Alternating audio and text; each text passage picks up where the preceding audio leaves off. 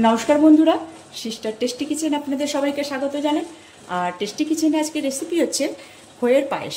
তো বন্ধুরা, সামনে অষ্টমী পুজো আসছে, তো একদম নিরামিষ মানে একদম শুদ্ধ আকারে কিভাবে আপনি বানাবেন পায়েসটা, যাতে আপনি ঠাকুরকেও দিতে পারবেন আর অষ্টমী পুজোর উপোস করে যাতে আপনারা নিজেরাও গ্রহণ করতে পারেন, সেই হিসেবে আমি দুধের মধ্যে আমি চিনি আর সন্দক লবণ দিয়ে ফুটিয়ে নিয়েছি। এবার এটাকে নামিয়ে নেব।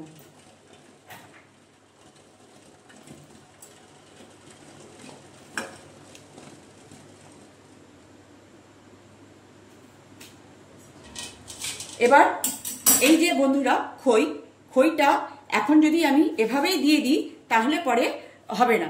তো এটাকে এর যে ময়েশ্চারটা, খইয়ের যে একটা ময়েশ্চার আছে, সেই ময়েশ্চারটা আমি খালি খোলায় ভেজে নেব, একটু শুকিয়ে নেব।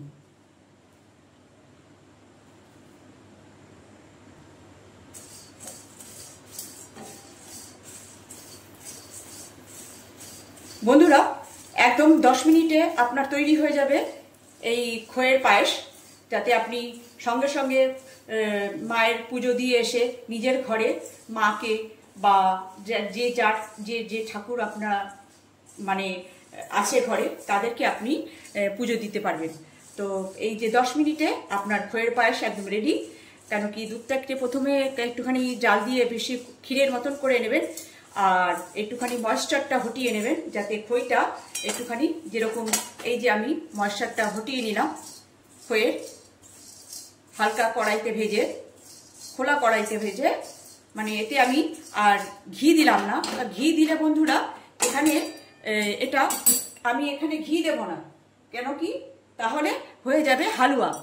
তো আমি এখানে হালুয়া করছি না বন্ধুরা, করছি পায়েস। সেই জন্য আমি এই খইটাকে আমি ময়েশ্চার হটিয়ে দিয়ে এইবারে এর ভেতরে দিয়ে দেব দুধ। বন্ধুরা, এই যে আমি খইটা আমি হালকা মানে খালি কড়াইতে টেনে নিলাম, কেন কি এই যে খইয়ের যে ময়েশ্চারটা, আমি এটা যাতে শুকিয়ে যায়, এক একটা সব কিছুরই তো এক একটা ময়েশ্চার আছে, সেই ময়েশ্চারটাকে আমি ইয়ে করে নিলাম। দেখুন বন্ধুরা, এই যে খইয়ের ময়েশ্চারটাকে আমি হটিয়ে দিয়েছি। এইবারে দিয়ে দেবো আমার জাল দিয়ে রাখা দুধ।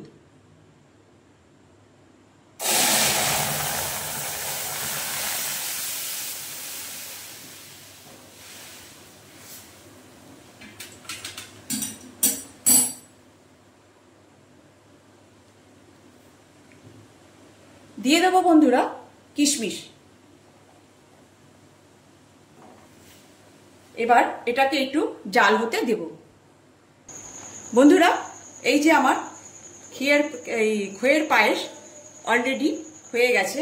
এইবারে আমি দিয়ে দেব এর মধ্যে এলাচ গুঁড়ো,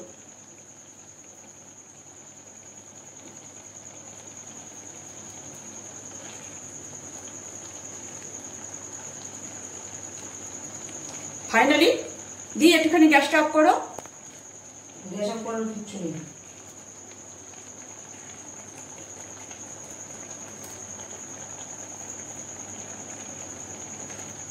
বন্ধুরা, এই যে আমার খইয়ের পায়েস রেডি। এবার এটা আমি নামিয়ে নিচ্ছি। বন্ধুরা, এই যে আমার ফাইনালি ক্ষীরের পায়েস, এই খইয়ের পায়েস। তো কেমন লাগছে বন্ধুরা?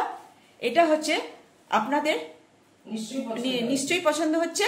আর এটা আমি পুজো স্পেশালে ছাড়ছি, যাতে যে বন্ধুরা উপোস করবেন, ঘরে ঠাকুরকে দেবেন, তারাও এটা গ্রহণ করতে পারবে। কেন কি আমি এখানে ডেলি নুন আমি ইউজ করিনি, আর কোনো ফুড কালার ইউজ করিনি, আর এখানে আমি সন্দক লবণ দিয়েছি। আর যেহেতু পুজো পার্বণের দিনে তারা যাতে গ্রহণ করতে পারে সেই ব্যবস্থায় করেছি। তো বন্ধুরা, আজকে আমার খইয়ের পায়েস আপনাদের কেমন লাগলো একটু একটা কমেন্টসে জানিয়ে দেবেন। আর ভালো লাগলে লাইক দেবেন আর শেয়ার করবেন। আর কি বলবো, আর কিছু তো বলার নেই। এবার আপনাদের হাতে, যদি ভালো লাগে আমার এই সামান্য রেসিপি, আপনারা বানিয়ে খাবেন আর পুজো এনজয় করবেন। রাখলাম, বাই।